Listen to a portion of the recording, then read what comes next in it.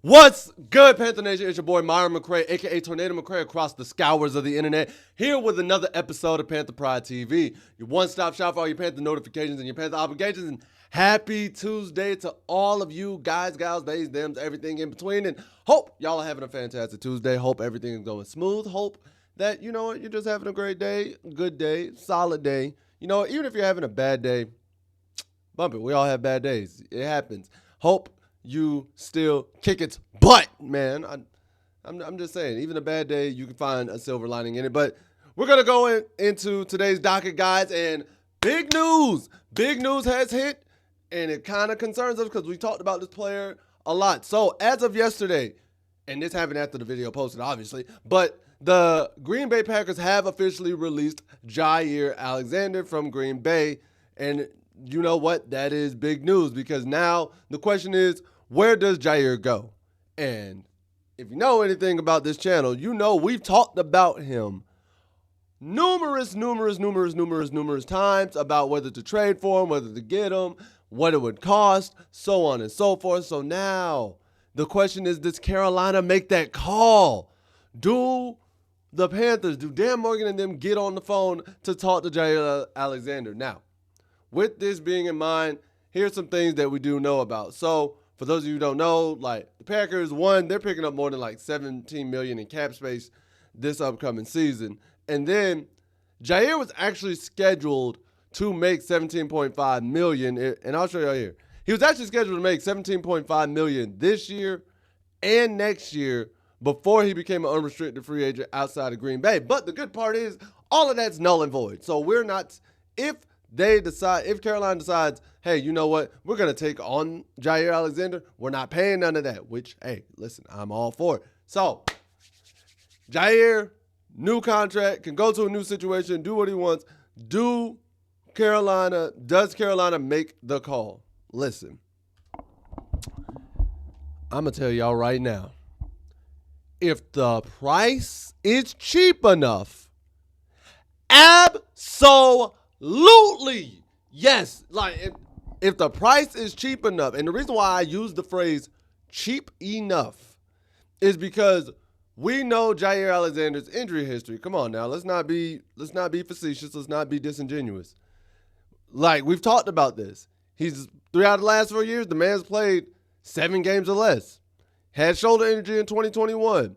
Missed 9 games in 2023 due to his back and his shoulder. Missed 10 games due to his groin and his knee in 2024. And he just had arthroscopic surgery on his knee, on his PCL back in this January. So, I'm not about to overpay for Jaire Alexander. Honestly. Like, let's keep it a buck. Let's keep it a stack. He's not about to get overpaid like that. Granted, when the boy is healthy, the boy is phenomenal. And do I think he's like a $2 million a year contract player somehow, like old vet? Just no, absolutely not. But worst case scenario, if I'm Dan Morgan, if I'm Brant Tillers, if I'm the rest of that front office, we have $18 million in cap space.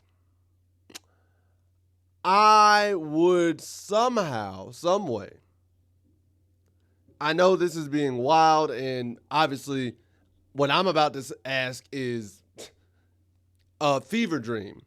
But if you could somehow get Alexander on like a 2-year, $28 million, 2-year, $24 million contract to where he's getting $12 million a year just due to the injuries, or 2-year, $20 million contract, that would be phenomenal. It honestly would. It honestly would. But I highly doubt Jaire Alexander is going to take any contract that's less than the $17.5 million that he was about to get this year. And I do not want Carolina to break the bank. So that is my answer. If the price is right, call the man and sign him ASAP. But if he's trying to ask for more than that $17.5 million that he was guaranteed that he was going to get out in Green Bay, no, do not. Do not call. Nope. Because the man has been too injury prone. I'm sorry. To me, getting him on like a 2-year, $20 million is like a safety insurance net. Because, yes, He's proven to be an all-star, one of the best corners in the league when he's healthy. But he hasn't been healthy like that. So, because he hasn't been healthy like that, you don't want to break the bank and overpay for somebody like that. You get what I'm saying? So, that's my thought process on it. That's where I stand on it. And that's just me. But news is falling, and I would not be surprised if Carolina isn't at least fielding an offer to the man. That's just my 2 cents. Next, want to talk about this. Guys, who's breaking their playoff drought in 2025? That's the question that everybody's been asking, because there's 6 teams out here in the NFL that have playoff droughts heading into, like, playoff droughts that extend from 2020 or further back, heading into the 2025 season, and obviously we're one of them. And NFL.com's Jeremy Bergman decided to rank the 6 NFL teams with, like, the current longest playoff droughts and who's most likely to break them heading into 2025. So here's what he came up with. And this is from the top of the order is most likely, the bottom is least likely to break their playoff drought, just so y'all know. So he has New Orleans at number 6, Chicago at number 5, Carolina at number 4, the Jets at number 3, Indianapolis at number 2, and what is up with me today? And the Atlanta Falcons at number 1, most likely to break their playoff streak. Okay. Looking at this list and looking at everything, we're going to follow up as to why he had Carolina at 4. Here's the reason why he had Carolina at 4, right? So he says, to start off his quote, he's like, lost in quarterback wilderness since well before Cam Newton's first departure, the Panthers have yet to make the postseason under owner David Tepper, who bought the team in 2018. Carolina hasn't won a playoff game since its run to the Super Bowl 50 in the 2015 campaign. Back then, the Panthers were consistent contenders with Newton and Ron Rivera. Now, after a surprising late-season flourish from Bryce Young and Dave Canales' club in 2024, Carolina is in a sneaky pick to get back to the playoffs in 25. In the Panthers' favor, they added more offensive weapons for Young in number 8 overall pick Tedero McMillan and former Cowboys running back Rico Dowdle. I don't know why I almost said Deebo Samuel. That'd been wild. Carolina is tied for the 5th easiest strength of schedule based on its opponent's 2024 win percentage. But standing in the Panthers' way are the 4-time reigning division champion Buccaneers and a Falcons team that came this close to a berth in 2024. This could be the year Young puts it all together and validates his top pick status right by returning the Panthers to a 500-plus record in the postseason for the first time since 2017. But it's unclear here in June if Carolina's late season surge was a fluke or a sign of things to come. All right. Now, what he didn't say, again, I can't sit there and say the man lied. Those are valid points, and everybody is trying to figure out whether last season was a fluke or not. I will say this. We're behind the Jets? Huh?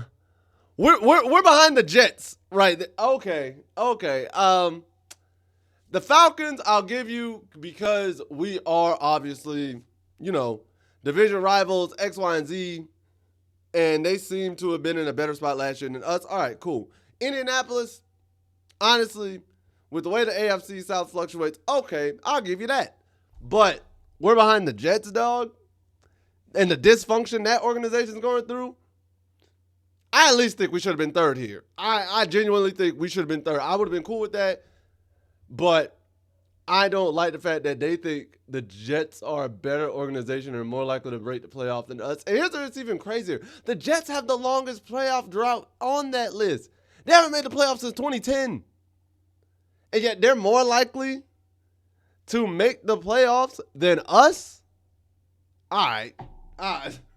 Okay, I don't know, bro. I just, as much as y'all talk about how bad the NFC South is and X, Y, and Z, you think the Jets are going to make the playoffs before us because they're not winning the division. We know Buffalo's winning that. And then you're going to tell me the Jets are better than Miami? Like, because when you think about it, Division winners. Let's just look at it. Or playoff contenders. Playoff contenders, at least AFC wise. You know, Kansas City's somehow getting in. Baltimore's getting in. Buffalo's getting in. And then AFC South, I would say Houston. So that's 4 spots right there. So Kansas City, Buffalo, Baltimore, Houston. Then, if we're being true to form, who else is in the West? AFC West, Raiders. Denver could get in because I think they made the playoffs this past year. AFC North, if Cincinnati gets their defense together, they could get in. AFC South, Indianapolis. Then AFC East, honestly, Miami. Again, that's 8 right there. And only getting 7 teams in. And I genuinely don't think the Jets are better than Miami. So, to me, that puts us over the Jets. I think we're more likely to make the playoffs than the Jets at the end of the day. But we're not going to harp on that too much because overall it wasn't a horrible, horrible take. That's just the only issue I have with it. And then lastly, guys, the bold move that may have saved the franchise. So last year we were in the headlines a lot. We all know that. And a lot of it stemmed from Coach Canales making the crazy move to bench Bryce after the second game. And then Bryce's response once he was inserted back into the starting lineup in the later half of the year. And Dan Morgan, he spoke recently on the Rich Eisen show about Coach Canales making that bold move as a first-year coach, as well as Bryce Young's response to the adversity. And here's what he had to say. There it is. On Coach Canales, he said this. I think Coach Canales did a great job of just like making a hard decision. It was a hard decision to, bench Bryce after the second game of the year. And for him to do that and being a first-time head coach, not a lot of guys would do that in that type of situation. So for him to feel that was going to be the best thing for Bryce, and I thought it was a great move by him and what was best for the organization.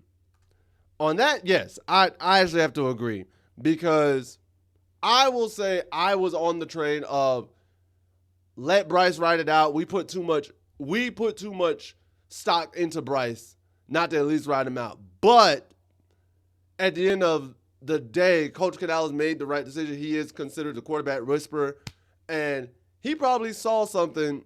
Well, not probably. He saw something that Bryce just needed to take a step back because I also have to be honest.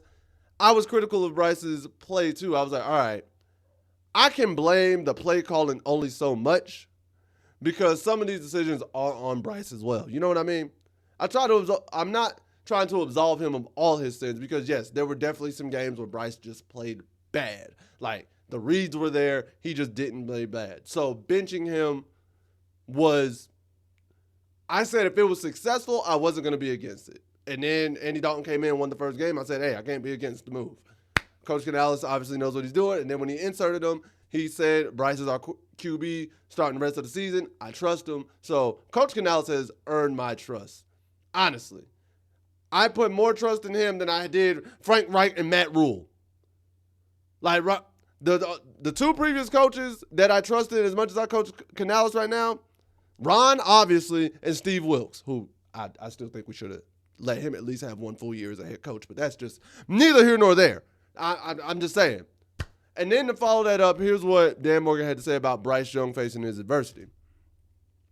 He said, and Bryce took it running, and he was out there. It gave him a chance to sit back and watch Andy Dalton out there in the huddle, run the huddle, and just take a step back and just take a deep breath, relax a little bit, and just kind of gather his thoughts. We knew he was going to come back at some point, and we knew he was going to play good. Bryce is a competitor. He's one of the hardest workers I've ever been around. I knew that wasn't going to keep him down for long. He's resilient. He loves the game. He's just passionate about everything he does. So to see him come back and end the season the way he did, it was awesome to see. And it was actually really just a proud moment for myself. And, just for the organization to know we have our franchise quarterback. I I couldn't agree more. Because a lot of you were calling for Bryce's head. I'm not going to say all of you. I'll say probably half of the franchise, half of the fan base, because I saw a lot of it last year. A lot of the fan base, about down the middle, called for Bryce's head. Worst draft bust ever. Blase. Like y'all were saying that, and some of you still are. But overall, to see Bryce come back and see the way he played and to finally find that footing, and to me, he finally was given the time to develop or at least really start developing into Alabama Bryce. The Bryce Young that we saw at Alabama that was really a problem. And so I think he's going to take another step forward this year, and he gets us to the playoffs, and everybody's going to be like, all right, you know what? Let's chill out on Bryce Young. He's not too small. He can get the job done. And I'm speaking that into existence. But, guys, that's all I have for today's video. If you enjoyed this, please make sure to like, share, subscribe, and hit that notification bell so you can always be notified for when I upload these videos. Next, please make sure to comment below and let me know your thoughts. Do you think we should sign Jair Alexander? If so, put your contract details. How much would you sign him for? Or if you don't think we should sign him, let me know that too. Number 2, do you agree with where we are placed on the likelihood of breaking our playoff drought? Do you think we should be higher like I do, like number 3 or higher? Do you think we should be lower? Be honest. And lastly, how did you feel last year when Coach Canales made the move to bench Bryce? What did you think about Coach Canales doing that? What did you think about Bryce's return and everything in between? Because at the end of the day, what do I know? I'm just a skinny brother with 2 tats. Peace. Much love to all of you in Panther Nation. Take care. Later days. And as always, keep pounding. I'll see you next time.